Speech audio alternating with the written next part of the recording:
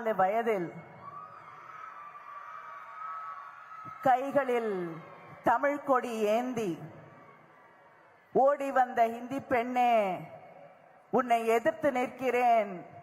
நீ நாடி வந்த கோழைகள் வாழக்கூடிய நாடு இதுவல்ல என்று கையிலே தமிழ் கொடி, வில், புலி, கயல் பதித்த கொடியை ஏந்தி இந்த மண்ணிலே, இதே தஞ்சை தரணியிலே தமிழையும் தன்மானத்தையும் வளர்த்த தலைவர் கலைஞர் அவர்களுடைய மண்ணிலே வெல்லும் தமிழ் பெண்கள் என்ற இந்த மாநாட்டை நடத்த எங்களுக்கெல்லாம் அனுமதி அளித்திருக்கக்கூடிய நம்முடைய அண்ணன் முதலமைச்சர் அவர்களுக்கு என்னுடைய நன்றியை முதலிலே உரித்தாக்குகிறேன்.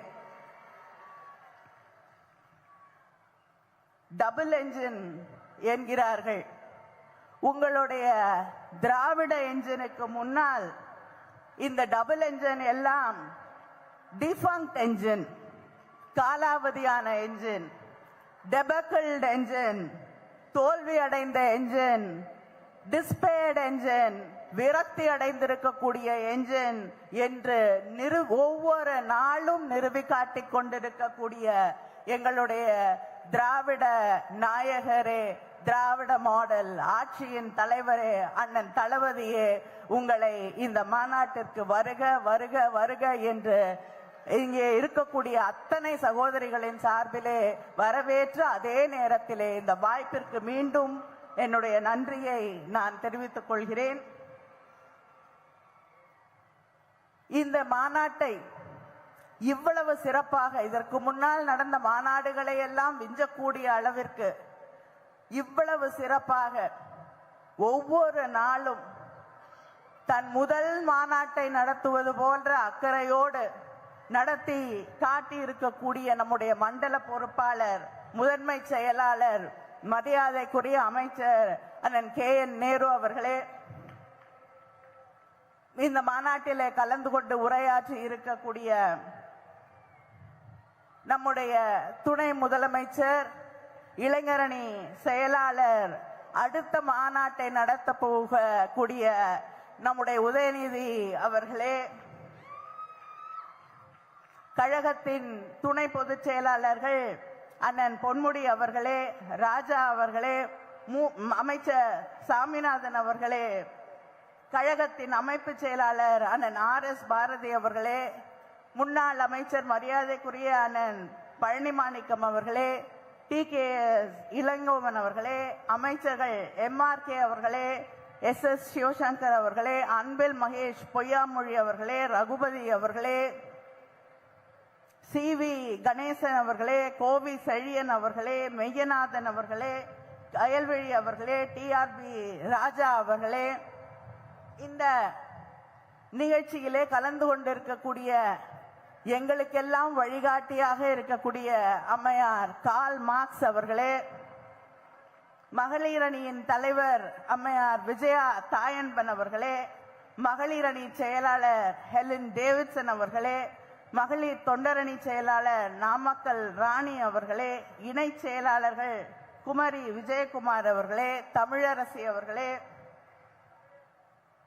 இந்த மாநாட்டு வெற்றிக்காக ஒவ்வொரு நாளும் இரவும் பகலும் பாடுபட்டு உழைத்திருக்கக்கூடிய நம்முடைய மாவட்ட கழகத்தின் செயலாளர்கள் துரை சந்திரசேகர் அவர்களே, பூண்டி கலைவாணன் அவர்களே, காடிவெட்டி தியாகராஜன் அவர்களே, வைரமணி அவர்களே, அன்பழகன் அவர்களே, ஜெகதீசன் அவர்களே, நிவேதிதா முருகன் அவர்களே, செல்லப்பாண்டியன் அவர்களே, கௌதமன் அவர்களே, பழனிவேல் அவர்களே, இந்த நிகழ்ச்சியிலே கலந்து கொண்டிருக்கக்கூடிய அன்பகம் கலை அவர்களே, நாடாளுமன்ற உறுப்பினர்கள், நேற்று கூட இரவு 4 மணி வரை இங்கே பணியாற்றிவிட்டு வீடு சென்று மறுபடியும் காலை பணிகளை தொடங்கி உறுதுணையாக நின்று அமைச்சருக்கு இந்த மாநாட்டு பணிகளை எல்லாம் நடத்தி இருக்கக்கூடிய முரசொலி அவர்களே, அருண் நேரு அவர்களே, மரியாதைக்குரிய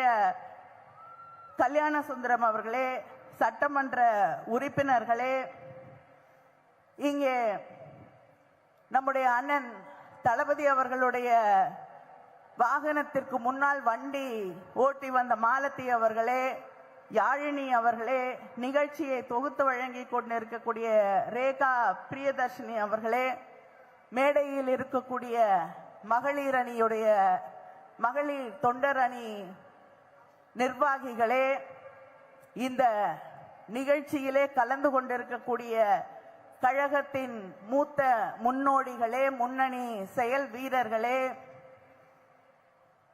மாநாட்டுக்கு வந்திருக்கக்கூடிய மகளிர் அணி அமைப்பாளர்களே, பொறுப்பாளர்களே, வலைதளத்திலே பொறுப்பேற்றிருக்கக்கூடிய சகோதரிகளே, ஊடகத்துறையை சார்ந்த தோழர்களே, தோழியரே, ஆழ்கடல் ஆர்ப்பரித்து நீல ஆடை விடுத்து கருப்பும் சிவப்பும் தரித்து ஓடி வந்து புகுந்தது போல் கூடியிருக்கும் மகளிர் அணி சிங்க பெண்களே, உங்கள் அத்தனை பேருக்கும் என்னுடைய வணக்கத்தை, நன்றியை தெரிவித்துக் கொள்கிறேன். வெல்லும் தமிழ் பெண்கள் என்ற இந்த மாநாட்டை இரண்டாவது மாநாடாக தஞ்சை தரணியிலே நடத்தக்கூடிய வாய்ப்பை நம்முடைய முதல்வர், கழக தலைவர் அண்ணன் அவர்கள் நமக்கு அளித்திருக்கிறார்கள். இதற்கு முன்னால் கொங்கு மண்டலத்திலே இதே போல ஒரு மாநாடு நடைபெற்றது. அந்த மாநாட்டின் எழுச்சி அதை விஞ்சக்கூடிய அளவிற்கு எழுச்சியோடு, தஞ்சாவூர்னா என்ன, யாருக்கும் குறைந்தவர்கள் இல்லை, எல்லாரையும் தாண்டி நிற்கக்கூடியவர்கள் என்று காட்டக்கூடிய அளவிற்கு எழுச்சியோடும் அதே ஆர்வத்தோடும் இங்கே இந்த மாநாட்டை நாம் நடத்தி கொண்டிருக்கிறோம். இங்கே பல பேர் பல கனவுகளோடு பல்வேறு திசைகளில் இருந்து தமிழ்நாட்டை நோக்கி படையெடுத்துக் கொண்டிருக்கிறார்கள். உள்ளூர்ல இருந்தும் சில பேர் படையெடுத்துட்டு இருக்காங்க. சரி, நமக்கு ஏதாவது வாய்ப்பு கிடைக்குமா பார்க்கலாம் என்று. ஆனால் இங்கே இருக்கக்கூடிய கூட்டம் அவர்களுக்கு பாடம் சொல்லி தந்திருக்கும். இது தளபதியின் படை, நம்முடைய முதலமைச்சரின் படை, நம்முடைய கழக தலைவர் அண்ணன் ஸ்டாலின் அவர்களுடைய படை. இது வேறு எங்கேயும் எந்த பக்கமும் திரும்பாது. இது இங்கே மட்டும்தான் வரும், கூடும், ஓட்டு போடும். ஏன்னா தமிழ்நாட்டு மக்கள் தெளிவானவர்கள். எங்க கை தட்டணும், எங்க பார்க்கணும், எங்க விலகி இருக்கணும், எந்த பக்கமே போகாம இருக்கணும் அப்படின்னு தெரியும். அதை விட புத்திசாலிகள் தமிழ்நாட்டில் இருக்கக்கூடிய பெண்கள். வாய் சவடாலாம் விட்டு ஆட்சி நடத்த முடியாதுன்னு தெரியும் அவங்களுக்கு. நம்முடைய முதலமைச்சர் அவர்களால் மட்டும்தான் பெண்களுக்கான ஆட்சி, பெண்களை முன்னேற்றக்கூடிய ஆட்சி, பெண்களின் எதிர்காலத்தை பற்றி அக்கறை இருக்கக்கூடிய ஆட்சியை நடத்த முடியும் என்று அவர்களுக்கு தெரியும். யாரையும் நம்பி ஏமாந்து போகக்கூடியவர்கள் இல்லை தமிழ் பெண்கள். யாரால கொடுத்த வாக்குறுதியை காப்பாற்ற முடியும்னு அவங்களுக்கு தெரியும். யார் வேணாலும் சொல்லலாம், நான் 10,000 கொடுக்கிறேன், 8,000 கொடுக்கிறேன், 2,000 கொடுக்கிறேன், பேரை மாத்தி குலவிளக்கு திட்டம்னு சொல்லலாம். என்ன விளக்கு திட்டமா இருந்தாலும் ஒன்னும் வராதுன்னு தெரியும். ஏன்னா இதுக்கு முன்னாடியே ஸ்கூட்டி கொடுக்கிறேன் நாங்க, வந்துதா? வரல. அதே போல குலவிளக்கும் வீட்டுக்கு வராது என்று தெரியும். ஆனால் உங்கள் மகளிர் உரிமை தொகை ஒவ்வொரு மாதமும் உங்கள் வீடு கதவுகளை தட்டி வரும் என்று தெரியும். ஆட்சி பொறுப்பை ஏற்றுக்கொண்ட அன்றே விடியல் பயணத்திற்கு கையெழுத்திட கூடிய முதலமைச்சர் நம்முடைய முதலமைச்சர் அவர்கள் மட்டும்தான் என்று தெரியும். நம்ம வீட்டு பிள்ளைங்க படிக்கணும், பெண்கள் படிக்க வேண்டும் என்பதற்காக புதுமை பெண் திட்டத்தை கொண்டு வந்து நடத்தி கொண்டிருக்கக்கூடிய முதலமைச்சர், நடத்த முடியும் என்று காட்டக்கூடிய முதலமைச்சர் நம்முடைய முதலமைச்சர் மட்டும்தான். அதனால இதையெல்லாம் தெளிவாக நம்முடைய பெண்கள் உணர்ந்திருக்கிறார்கள். அதனால எந்த பக்கமும் திரும்பி கூட பார்க்க அவங்க தயாராக இல்லை என்பதை இந்த மாநாடு பல கனவுகளோடு தமிழ்நாட்டை நோக்கி வந்து கொண்டிருக்கக்கூடியவர்களுக்கு நிச்சயமாக தெளிவுபடுத்தும். பத்தலன்னா இன்னொரு மாநாடு கூட போட்டு காட்டுறோம். தயவுசெய்து உங்க நேரத்தை வீணாக்காதீங்க. அது மட்டும் இல்லை, வரும் பொழுதெல்லாம் டபுள் என்ஜின் அதுதான் இந்த நாட்டுக்கு நல்ல என்ஜின்ங்கிறாங்க. எனக்கு தெரிஞ்ச அந்த என்ஜின் என்னைக்குமே வேலை செய்ய அது என்ஜினா தான் இருக்கு, ரிப்பேர் மாடல் என்ஜினா தான் இருக்கு. நான் சொன்னது போல டெபக்கல் என்ஜினா தான் இருக்கு, தேராத என்ஜினாகத்தான் இருக்கிறது. ஏனென்றால் நம்முடைய திராவிட மாடல் என்ஜினை எடுத்துக்கொள்ளுங்கள். குஜராத்ல மொத்தம் மருத்துவக் கல்லூரிகள், அரசு மருத்துவக் கல்லூரிகள் என்று எடுத்துக்கொண்டீர்கள் என்றால் 6 தான். ஆனா தமிழ்நாட்டில் அரசு மருத்துவமனைகள் 2000க்கு மேல இருக்கு. அதற்கான படுக்கை வசதிகள் கிட்டத்தட்ட 1 லட்சத்தை தொட்டு கொண்டிருக்கிறது. உத்தரப்பிரதேசத்துல பார்த்தோம், கோவிட் நேரத்துல அங்க மக்களை மருத்துவமனைக்குள்ள அனுமதிக்க கூட முடியல. வெளியில ஆட்டோலையும் வண்டிலையும் டிராக்டர்லயும் படுத்து கிடந்தார்கள். 1 லட்சம் படுக்கை வசதிகள் மக்களுடைய ஆரோக்கியத்திற்காக, நலனுக்காக சாதித்து காட்டி இருக்கக்கூடிய ஆட்சி திராவிட என்ஜின் ஆட்சி.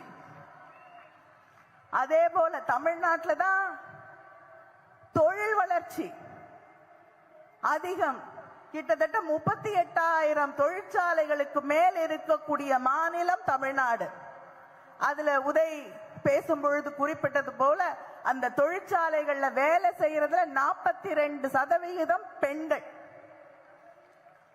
தமிழ்நாடு தான் மின்னணு ஏற்றுமதியில முதலிடம், ஜவுளி ஏற்றுமதியில முதலிடம் இருப்பது தமிழ்நாடு.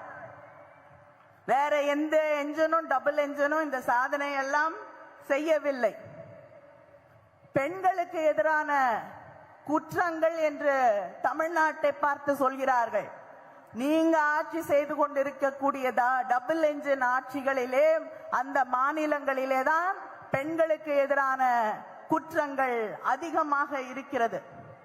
அதை தாண்டி சமூக மேம்பாட்டு குறியீடு, சோஷியல் ப்ராக்ரஸ் இண்டெக்ஸ், அது ஒரு மாநிலத்தில் இருக்கக்கூடிய மக்களுடைய அடிப்படை தேவைகள், தண்ணீர், காற்று, வீடு, அடிப்படை உரிமைகள், கல்வி போன்ற அடிப்படை உரிமைகள், அவங்களுடைய உடல் ஹெல்த் இண்டிகேட்டர்ஸ், இது மக்களுடைய பாதுகாப்பு, கருத்தை வெளிப்படுத்தக்கூடிய உரிமை, இதையெல்லாம் கணக்கில் எடுத்துக்கொண்டு கணிக்கக்கூடியதுதான் சோஷியல் ப்ரோக்ரஸ் இண்டெக்ஸ், சமூக மேம்பாட்டு குறியீடு.